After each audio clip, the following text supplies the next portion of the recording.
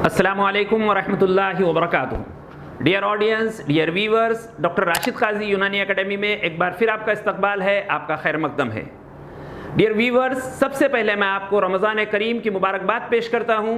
मैं उम्मीद करता हूँ, मैं अल्लाह से दुआ करता हूँ कि रमज़ान करीम उम्मत मुस्लिमा के लिए सुकून का, इत्मीनान का, खुशियों का, आफ़ियत का और इज़्ज़त का पैगाम लेकर आए। डियर ऑडियंस, रमज़ानुल मुबारक की मुनासिबत से आज हम बात करेंगे the health benefits of Ramzan, the health benefits of रोज़ा और फास्टिंग। तो सबसे पहले मैं आपसे ये पूछना चाहता हूँ कि वाई डू वी ऑब्ज़र्व रोज़ा? हम रोज़ा क्यों रखते हैं? क्या हम रोज़ा सिर्फ हेल्थ बेनिफिट्स के लिए रखते हैं या कोई और मकसद है हमारा? डेफिनेटली हम रोज़ा रखते हैं अल्लाह सुब्हानहू तआला के हुक्म की तामील में, और उससे अल्लाह के हुक्म की तामील के साथ, अल्लाह के हुक्म की तामील की वजह से जो अजर व सवाब मिलता है, उसके साथ साथ जो हेल्थ बेनिफिट्स मिलते हैं वो हमारे लिए कॉम्प्लीमेंट्री है। तो अल्लाह के हर हुक्म में एक मसलहत है, अल्लाह के हर ऑर्डर में एक हिकमत पोशीदा है। उसी तरह रोज़े में भी बेशुमार अजर व सवाब के साथ साथ बेशुमार तिब्बी फ़ायदे भी मौजूद हैं। तो आज हम बात करेंगे what are the health benefits of रोज़ा और फास्टिंग।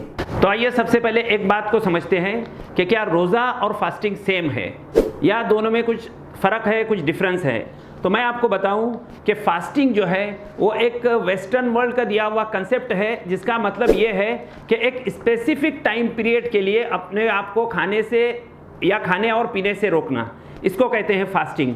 वेयर एज रोज़ा जो है वो अल्लाह के हुक्म से खाने पीने से और तमाम ख्वाहिशात से रुक जाना रोज़ा कहलाता है। फास्टिंग की वेरियस टाइप्स हैं, जैसे dry fasting, wet fasting, intermittent fasting.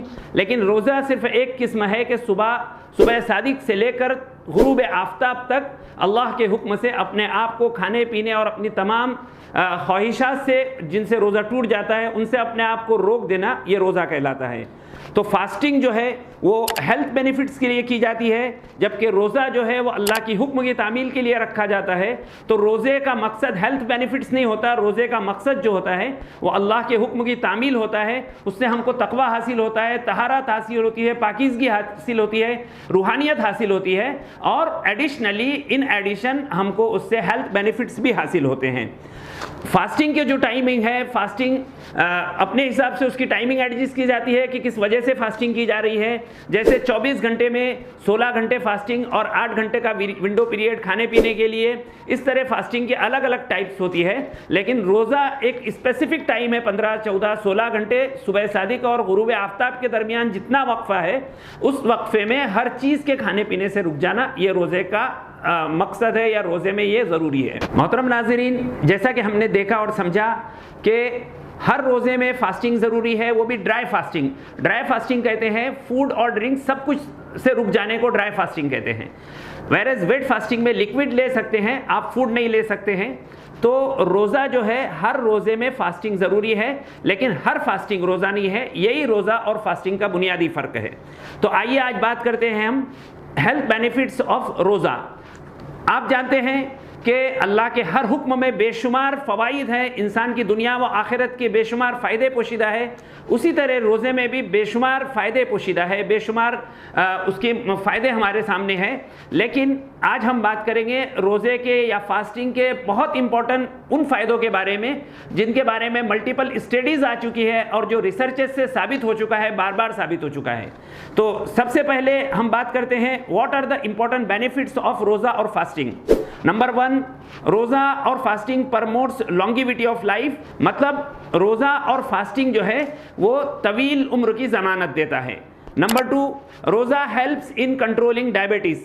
Number 3, रोज़ा helps in reducing weight. Number 4, रोज़ा helps in controlling blood pressure. Number 5, रोज़ा helps in controlling auto immune disorders like rheumatoid arthritis and multiple sclerosis. Number 6, रोज़ा improves digestion, metabolism and liver function. Number 7, रोज़ा improves cardiac health. Number 8, रोज़ा improves mental health. Number 9, रोज़ा helps in detoxification of body. Number 10, रोज़ा boosts up the immunity. Number 11, रोज़ा decreases risk of cancer. Number 12, रोज़ा helps to control allergic conditions. Number 13, रोज़ा helps in de-addiction. Number 14, रोज़ा prevents neuro degenerative disorders. तो आइए अब बात करते हैं वन बाय वन रोज़े के इन फ़वाइद के बारे में। सबसे पहला फ़ायदा जो हमने देखा, रोज़ा promotes longevity of life. Dear audience, हर इंसान तवील उम्र चाहता है, हर इंसान चाहता है कि मेरी उम्र लंबी हो और मैं हेल्दी क्वालिटी लाइफ जीऊँ। तो इसके लिए अभी तक जो रिसर्चेस हुई है उनसे यह साबित होता है कि लॉन्गिविटी ऑफ लाइफ या उम्र को तवील बनाने में कुछ चीज़ें बहुत इंपॉर्टेंट हैं। उनमें सबसे पहली चीज़ है ऑटोफेगोसाइटोसिस, दूसरी चीज़ है sound sleep of sufficient required hours, तीसरी चीज़ है एक्सरसाइज, चौथी चीज़ है जेनेटिक्स, पांचवी चीज़ है लाइफ स्टाइल और छठी चीज़ है पीस ऑफ माइंड। ऑटोफेगोसाइटोसिस एक तिब्बी इस्तिलाह है। ऑटो का मतलब सेल्फ, फेगो मतलब ईटिंग एंड साइटोसिस मतलब सेल्स। ये एक ऐसी प्रोसेस है जिसमें हमारे जिस्म के सेल्स एक ऐसा एंजाइम अपने आप में सीक्रेट करते हैं जो इन खुलियात को नई ज़िंदगी देता है या इन खुलियात के पुराने मवाद को साफ़ करके उनको एक नई हयात बख्शता है, या एक उसकी इस ऑटोफेगोसाइटोसिस के बाद खलियात अपने नए वर्जन में, बेटर वर्जन में, हेल्थी वर्जन में कन्वर्ट हो जाते हैं। तो रोज़ा जो है वो ऑटोफेगोसाइटोसिस को प्रमोट करता है, या रोज़े की हालत में ऑटोफेगोसाइटोसिस का अमल जिस्म में अंजाम पाता है। इसकी वजह से रोज़ा जो है उम्र को तवील करता है। जो जितने ज़्यादा रोज़े रखता है तिब्बी एतबार से उसकी उम्र उतनी ज़्यादा तवील होती है। दूसरा फ़ायदा है रोज़े का कि रोज़ा कंट्रोल करता है डायबिटीज़ को। डियर ऑडियंस, आज की इस एडवांस ज़िंदगी का सबसे बड़ा जो चैलेंजिंग डिसऑर्डर्स है वो डायबिटीज़ है। डायबिटीज़ दिन ब दिन बहुत ज़्यादा कॉमन होता जा रहा है। पहले हम देखते थे डायबिटीज़ 50 साल 55 साल की उम्र के बाद शुरू होती थी, लेकिन अब देखते हैं कि डायबिटीज़ अर्ली एज से स्टार्ट हो जाती है। जवान बच्चों में, छोटे बच्चों में डायबिटीज़ के केसेस बहुत कसरत से बढ़ रहे हैं। तो डायबिटीज़ एक ये मॉडर्न वर्ल्ड के लिए बहुत बड़ा चैलेंज है। रोज़ा या फास्टिंग डायबिटीज़ को कंट्रोल करने में मदद देता है। किस तरह मदद देता है? क्योंकि रोज़े में हमारा फूड इंटेक कंट्रोल्ड होता है। रोज़े में हमारी इंसुलिन का रेजिस्टेंस कम हो जाता है, उसकी वजह से हमारा ब्लड शुगर डिक्रीज होता है।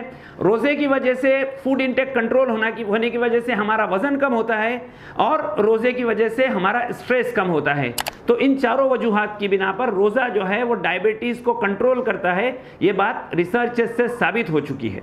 तो एक और फ़ायदा रोज़े का ये है कि रोज़ा ओबेसिटी को कम करता है, रोज़ा एक्सेसिव फैट को कम करता है, इस तरह रोज़ा हमारे वज़न को कम करता है। आइए जानते हैं कैसे रोज़ा हमारे एक्सेसिव फैट को कम करता है। डियर ऑडियंस, आप जानते हैं कि हमारी बॉडी बेसिकली दो फ्यूल सिस्टम पर चलती है। जैसे मिसाल के तौर पर हम गाड़ी लेते हैं, एक कार होती है जिसके जो दो फ्यूल सिस्टम पर चलती है, वो पेट्रोल पे भी चलती है और CNG पे भी चलती है। उसी तरह हमारी बॉडी भी दो फ्यूल सिस्टम पर चलती है। एक फ्यूल सिस्टम बॉडी का है कार्बोहाइड्रेट और दूसरा फ्यूल सिस्टम है फैट। तो जब हम रोज़े की हालत में नहीं होते तो हमारी डे टू डे एक्टिविटीज़ के नतीजे में जो एनर्जी, जो तवानाई ज़ाय होती है, उस तवानाई को हासिल करने के लिए हम ग़िज़ा खाते हैं। तो 99% रोज़े की हालत में अगर नहीं हम होते हैं तो भूख लगने की हालत में ग़िज़ा खाते हैं और हमको कार्बोहाइड्रेट्स हासिल होते हैं। तो इस तरह जब हम रोज़े से नहीं होते तो हमारा बॉडी सिस्टम 99% हमारे कार्बोहाइड्रेट फ्यूल सिस्टम पर होता है। लेकिन क्योंकि रोज़े की हालत में हमने सहरी की है, अब हमको 12, 13, 14, 15 घंटे कुछ नहीं खाना है, तो 7 या 8 घंटे के अंदर हमने जो ग़िज़ा खाई है उससे जो तवानाई हासिल हुई है वो खर्च हो जाती है। तो अब हमको जो तवानाई दरकार है उसके लिए हमारी बॉडी अपने आप को फैट फ्यूल सिस्टम पर शिफ्ट कर देती है, और 8 घंटे के बाद, रोज़े की हालत में सहरी के बाद 8 घंटे के बाद जो भी हमको तवानाई दरकार होती है वो हमारी चर्बी को जलकर और चर्बी को घुलकर हासिल होती है।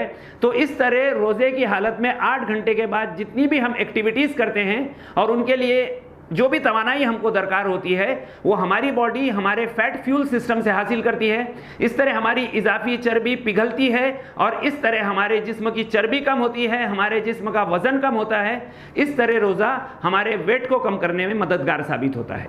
तो आइए अब देखते हैं रोज़ा हमारे ब्लड प्रेशर को किस तरह कंट्रोल करता है। रोज़े की हालत में क्योंकि हमारा फूड और फ्लूइड इंटेक कम होता है, तो फ्लूइड इंटेक कम होने की वजह से हमारा ब्लड प्रेशर कम होता है। रोज़े की हालत में हमारा फूड इंटेक कम होता है, उसकी वजह से ट्राइग्लिसराइड्स और कोलेस्ट्रॉल का लेवल कम होता है। इस तरह हमारा ब्लड प्रेशर कंट्रोल्ड रहता है।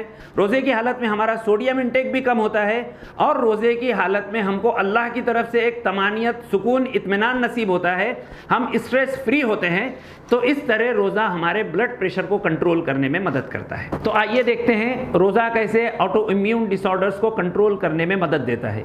आप जानते हैं कि auto immune disorders modern world के लिए चैलेंज है, जिनका कोई इलाज नहीं है, जिनको हम कंट्रोल कर सकते हैं, स्टेरॉइड्स देते हैं वगैरह वगैरह। लेकिन उन ऑटो इम्यून डिसऑर्डर्स जैसे रूमेटॉइड अर्थराइटिस, जैसे मल्टीपल स्क्लेरोसिस, रिसर्चेस से ये बात साबित हो चुकी है कि रोज़े की हालत में ऑटो इम्यून डिसऑर्डर्स कंट्रोल हो जाते हैं या उनके सिम्टम्स बहरहाल कम हो जाते हैं। तो रोज़ा ऑटो इम्यून डिसऑर्डर्स को कैसे कंट्रोल करता है? क्योंकि रोज़े की हालत में chronic inflammatory process at cellular level, because रोज़े की हालत में chronic inflammatory process cellular level पर स्लो डाउन हो जाती है, कम हो जाती है। तो इस तरह रोज़ा ऑटो इम्यून डिसऑर्डर्स और उनके सिम्टम्स को कंट्रोल करने में हमारी मदद करता है। उसके अलावा रोज़े का एक बहुत बड़ा फ़ायदा ये है कि रोज़ा हमारे डाइजेशन को, हमारे मेटाबॉलिज्म को, हमारे लीवर फंक्शन को करेक्ट करता है, इम्प्रूव करता है। तो क्योंकि रोज़े की हालत में हम एक स्पेसिफिक टाइम पे हमारा खाना पीना सहरी के बाद रुक जाता है, तो जो ग़िज़ा हमने खाई है वो डाइजेशन और मेटाबॉलिज्म के मराहिल से जब गुजर जाती है 4 घंटे 6 घंटे के बाद, तो उसके बाद फिर हमारे डाइजेस्टिव ऑर्गन्स को और हमारे मेटाबॉलिक फैक्ट्री यानी हमारे लीवर को आराम मिल जाता है, क्योंकि हमने उसके बाद कोई ग़िज़ा नहीं खानी होती है। अदरवाइज़ ये होता है कि हम एक ग़िज़ा खाते हैं, हमारा डाइजेस्टिव सिस्टम और हमारा लीवर उनके डाइजेशन और मेटाबॉलिज्म के लिए काम करता है, उसके साथ ही हम उसके बाद दूसरी ग़िज़ा ले लेते हैं, तो कॉन्स्टेंटली हमारे डाइजेस्टिव ऑर्गन और हमारा लीवर मुस्तकिल काम करते रहते हैं, उनको कभी का आराम का मौका नहीं मिलता। तो क्योंकि फास्टिंग की हालत में हम एक मौके पर आकर खाना पीना हमारा रुका हुआ होता है, तो जिस जगह पर आकर हमारी ली हुई ग़िज़ा का डाइजेशन और मेटाबॉलिज्म हो जाता है, तो इफ्तार तक के लिए 6 7 8 घंटे हमारे डाइजेस्टिव ऑर्गन्स को और हमारे लीवर को आराम मिल जाता है। इस तरह वो रिफ्रेश हो जाते हैं, इस तरह वो तंदुरुस्त तवाना हो जाते हैं। डियर ऑडियंस, जैसा कि आप जानते हैं कि दिल की बीमारियां दिन ब दिन आम होती जा रही हैं। हम देखते थे कि पुराने वक्तों में दिल की बीमारी बहुत बड़ी उम्र वालों को होती थी या उन लोगों को होती थी जिनको और कोई बीमारियां साथ में हुआ करती थी। लेकिन आज के दौर में हम देखते हैं कि दिल की बीमारियां, कार्डियक अरेस्ट, हार्ट अटैक बहुत अर्ली एज में हो रहा है, 40, 45, इवन 35। तो जो ये हार्ट डिसीजेस का रेशो बढ़ा है, हमारे स्ट्रेस की वजह से, हमारी लाइफ स्टाइल की वजह से बढ़ा है। तो आपको ये जानकर हैरत होगी कि रिसर्चेस से ये बात साबित हो चुकी है कि रोज़ा जो है वो कार्डियक हेल्थ को बेहतर बनाता है, कार्डियक हेल्थ को इम्प्रूव करता है। क्योंकि रोज़े की हालत में हमारे ट्राइग्लिसराइड्स लेवल कम होता है, रोज़े की हालत में हमारा टोटल कोलेस्ट्रॉल लेवल, हमारा HDL लेवल, हमारा LDL लेवल कम होता है। उसके अलावा रोज़े की हालत में हमारा ब्लड प्रेशर कम होता है, हमारा सोडियम इंटेक कम होता है, हमें स्ट्रेस नहीं होता। तो इन तमाम वजूहात की बना पर यह बात रिसर्चेस से साबित हो चुकी है कि रोज़ा है वो हार्ट के लिए टॉनिक है, या रोज़े की हालत में कार्डियक हेल्थ इम्प्रूव होती है, दिल हमारा सेहतमंद, तंदुरुस्त, तवाना बनता है। रोज़ा हमारी मेंटल हेल्थ को भी बेहतर करता है। देखते हैं कैसे रोज़ा हमारी मेंटल हेल्थ को बेहतर करता है। जैसा कि हमने देखा कि रोज़े में स्ट्रेस नहीं होता, रोज़ा हमारे मेंटल पीस को बढ़ाता है, रोज़े से हमारी थिंकिंग पावर और मेमोरी पावर बूस्ट अप होती है। उसके अलावा रोज़े में हमको क्वालिटी स्लीप आती है, क्वालिटी स्लीप मिलती है। तो इन तमाम वजूहात की बिना पर रोज़ा हमारे जहन पर बहुत अच्छे असरात मुरतब करता है, रोज़ा हमारी मेंटल हेल्थ को बेहतर बनाता है, और रोज़ा हमारे सोचने, समझने और फैसला करने की सलाहियत को बढ़ाता है। इस तरह रोज़ा मेंटल हेल्थ के लिए बहुत ही फ़ायदेमंद अमल है। इसके अलावा रोज़े की वजह से हमको दिलो दिमाग का सुकून हासिल होता है, हमारी बेख्वाबी दूर होती है, इंसोम्निया, एंग्जाइटी, डिप्रेशन, इस तरह की तमाम कंडीशन से हमको रोज़े की हालत में सुकून नसीब होता है। तो हम ये भी कह सकते हैं कि रोज़ा पीस ऑफ माइंड के लिए एक बहुत ही कारआमद अमल है, बहुत ही कारआमद दवा है। रोज़े से बॉडी का डिटॉक्सिफिकेशन होता है, क्योंकि रोज़े में हमारे जो गैर ज़रूरी फाजिल मादे जिस्म में मौजूद होते हैं, जिस्म में जमा होते हैं, तो हमारे कोलोन के ज़रिए, हमारी किडनीज़ के ज़रिए, हमारे लंग्स के ज़रिए, हमारे साइनसेस के ज़रिए और हमारी स्किन के ज़रिए वो तमाम जहरीले नुकसानदा मादे हमारे जिस्म से खारिज हो जाते हैं रोज़े की हालत में। तो हम ये दावे के साथ कह सकते हैं, ये बात रिसर्चेस से साबित हो चुकी है कि रोज़ा बॉडी को डिटॉक्सीफाई करता है, रोज़ा बॉडी का डिटॉक्सिफिकेशन करता है। उसके अलावा रोज़े की हालत में क्योंकि हमारा प्रोसेस्ड फूड हम नहीं खाते, क्योंकि हम हार्मफुल प्रिजर्वेटिव्स से रुक जाते हैं, हम हार्मफुल कलर्स से रुक जाते हैं, तो इस तरह बहुत सारे फास्ट फूड और प्रिजर्वेटिव्स, हार्मफुल कलर्स जो आम जिंदगी में हमारे ग़िज़ाई अज्जा में शामिल होते हैं, तो रोज़े की वजह से हम उन तमाम नुकसानदेह अज्जा से बच जाते हैं। इस तरह हमारा इम्यून सिस्टम बूस्टअप होता है। उसके अलावा ऐसी भी स्टडीज़ सामने आई है कि मुस्तकिल 16 घंटे तक फास्टिंग की वजह से हमारे इम्यून सेल्स इनिशियली कमज़ोर हो जाते हैं, लेकिन फिर फाइनली कुछ घंटों की फास्टिंग के बाद 6, 7, 8, 9 घंटे की फास्टिंग के बाद हमारे इम्यून सेल रीजनरेट होते हैं और नए और न्यूट्रिएंट डेंस एंड सुपरचार्ज हमारे इम्यून सेल्स पैदा होते हैं। इस तरह रोज़े की हालत में हमारी इम्यूनिटी बूस्टअप होती है। जैसा कि आप जानते हैं कि कैंसर एक लाइलाज बीमारी समझी जाती है, ये डेवलपिंग वर्ल्ड के सामने एक चैलेंज है। तो मैं आपको बताऊं कि रोज़ा जो है वो कैंसर से भी बचाव फराहम करता है, हिफ्ज़ मा तक़द्दुम फराहम करता है। आप जानते हैं कि एक जर्मन साइंटिस्ट यूशी न्यूरी ओजोमी को 2016 में नोबेल प्राइज़ दिया गया उनकी इस रिसर्च के लिए कि उन्होंने ये साबित किया कि फास्टिंग की वजह से कैंसर का रिस्क कम हो जाता है और फास्टिंग की वजह से कैंसर के ख़तरात कम हो जाते हैं और फास्टिंग से कैंसर की ग्रोथ भी रुक जाती है। अगर किसी को कैंसर हो तो उसकी ग्रोथ भी रुक जाती है। तो रोज़े की हालत में जैसे कि हमने आपको बताया कि ऑटोफेगोसाइटोसिस होता है, तो इस ऑटोफेगोसाइटोसिस की वजह से कैंसर के ख़तरात कम हो जाते हैं, कैंसर का रिस्क कम हो जाता है। इस तरह रोज़ा कैंसर के आगे एक ढाल की तरह काम करता है। रोज़ा हमको कैंसर से बचाता है, कैंसर की ग्रोथ को कम करता है, कैंसर के रिस्क को कम करता है। उसके अलावा रोज़ा एलर्जिक कंडीशंस को या जो एलर्जी की बीमारियां हैं उनको भी कंट्रोल करने में मदद देता है। रोज़ा जो है एलर्जीज़ को कम करता है। तो आइए जानते हैं कैसा रोज़ा एलर्जीज़ को कंट्रोल करने में मदद देता है। रिसर्चेस से ये बात साबित हो चुकी है कि फास्टिंग की वजह से जो हाइपर सेंसिटिविटी रिएक्शंस होते हैं, so it is proved with researches that the allergic conditions controlled by fasting or roza by suppressing hypersensitivity reactions via stabilization of mast cells। तो इस तरह से hypersensitivity reactions को बॉडी में कम करके रोज़ा एलर्जिक कंडीशंस को कंट्रोल करने में हमारी मदद करता है। जैसा कि आप जानते हैं कि हमारी नई नस्लें बड़ी तेज़ी से नशे की आदतों की तरफ माइल हो रही है। टोबैको, पान, सिगारेट, अल्कोहल और ड्रग एडिक्शन दिन ब दिन आम होता जा रहा है। तो मैं आपको ये बताऊं कि रोज़ा इन तमाम बुरी आदतों से छुटकारा पाने के लिए भी एक बहुत ही मुजर्रब और बहुत ही कारआमद अमल है, क्योंकि रोज़े की हालत में इंसान इन तमाम बुरी आदतों से, इन तमाम लानतों से अपने आप को दूर रखता है। तो इस तरह से 30 दिनों तक रोज़ा रखने के बाद इंसान को इन तमाम आदतों से मुस्तकिल छुटकारा पाने के लिए एक कुव्वत इरादी अल्लाह ताला की तरफ से फराहम होती है। इस तरह हम ये बात चैलेंज के साथ कह सकते हैं कि रोज़ा हेल्प्स इन डी एडिक्शन।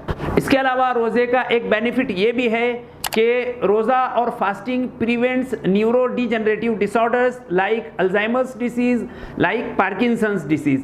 क्योंकि रोज़े की हालत में हमारा मेटाबॉलिज्म इम्प्रूव होता है, तो इस मेटाबॉलिज्म के इम्प्रूवमेंट के नतीजे में रोज़ा डिजेनरेटिव डिसऑर्डर्स को, न्यूरो डिजेनरेटिव डिसऑर्डर्स को कंट्रोल करने में और उनको प्रिवेंट करने में मदद करता है। तो इस तरह हम ये बात कह सकते हैं कि जो रोज़े का मुस्तकिल आदी है, रमज़ानुल मुबारक के अलावा साल भर भी वो नवाफिल का एहतमाम करता है, नफिल रोज़ों का एहतमाम करता है, तो इंशाअल्लाह बुढ़ापे में जाकर वो इस तरह की बीमारियों से और बहुत सारे न्यूरो डिजेनरेटिव डिसऑर्डर से महफूज रहेगा। अल्लाह की ज़ात से कवी उम्मीद होती है कि रोज़े की बरकत से अल्लाह ताला उसको इन तमाम बीमारियों से महफूज रखेंगे। तो इन तमाम बातों से ये साबित होता है, ये नतीजा अखज़ होता है कि फ़ास्टिंग जो है ये एक कंसेप्ट है जिसको वेस्टर्न वर्ल्ड ने चंद सालों पहले इंट्रोड्यूस किया, और वेस्टर्न वर्ल्ड चंद सालों से इस फास्टिंग के इस नज़रिए का प्रोपेगेंडा कर रही है। तो फास्टिंग की वजह से कुछ हेल्थ बेनिफिट्स तो ज़रूर हासिल होते हैं, लेकिन उसके बुलमुकाबिल आज से 1400 साल पहले अल्लाह तबारक व तआला ने रसूलुल्लाह सल्लल्लाहु अलैहि वसल्लम पर जो किताब कुरान मजीद नाजिल फरमाई, तो जो कुरान मजीद में अल्लाह ने हम पर रोज़ा फ़र्ज़ किया, उससे बेशुमार रूहानी फ़ायदे हासिल होते हैं, तकवा हासिल होता है, और उसके साथ साथ बेशुमार जिस्मानी फ़ायदे भी रोज़े से हासिल होते हैं।